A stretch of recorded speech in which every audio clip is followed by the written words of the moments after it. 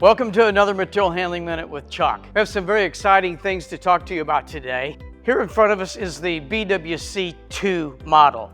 The battery wash cabinets come in 4 models: the BWC1, the BWC2, the BWC3, and then the mobile battery wash cabinet.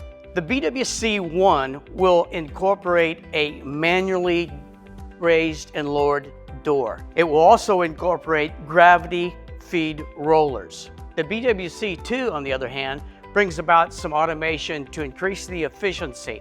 With the BWC2, you're talking about a total of 1.5 minutes from the time that the battery starts to enter into the cabinet, time that it comes out. Now, you may want to, depending upon your particular batteries, every fleet being different, leave the batteries set inside for additional drainage. How does the BWC2 work? We bring the battery with the appropriate extractor device here. The next step in the operation of the wash cabinet is to depress the start button. From there, the powered rollers on the BWC2 and 3 would be activated, taking the battery to the rear of the cabinet, where the battery will then cross the photo eye path, and that will then actuate the relay circuitry to close the door and beginning the 45-second rinse cycle. Now let me just put out a word of caution. The BWC units, along with any of our wastewater research systems, are not intended to accept batteries that are heavily corroded. Those batteries that are heavily corroded must first have a preliminary cleaning to not allow clogging of any of the filters or pumps that are in these systems. So once the battery wash cabinet has completed its 45-second rinse cycle, the door will raise and the battery will remain exactly where it's sitting now. Having complete control, push and hold the unload button to discharge the battery from the wash cabinet in a safe and efficient manner. The complete cycle is only taken 1.5 minutes. Now listen, this has some very stringent air requirements. BHS offers an air compressor option if your present air compressor availability does not meet these requirements. BWC2 and 3 have the automatic door function. The air cylinders for raising the door, you can see the air lines here. Those are activated with some magnetic switches that are at the tops and the bottoms of the cylinders.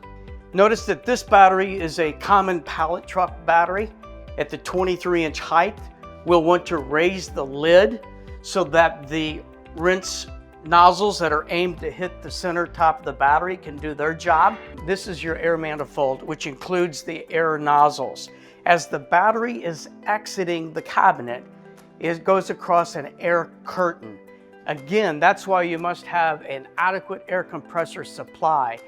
You're going to want to make sure that you read all instructions prior to installation and operation. Notice that we have a non-conductive strip here on the bottom of the door to prevent conductive surfaces from hitting the top of the battery. As with all of the BHS equipment, we're providing floor mount pads. We suggest that you accommodate all 4 pads with appropriate anchors for your facility. Now that you've selected the appropriate wash cabinet or wash station for BHS, there's another important aspect that you're going to want to consider, and that is to make a closed loop system.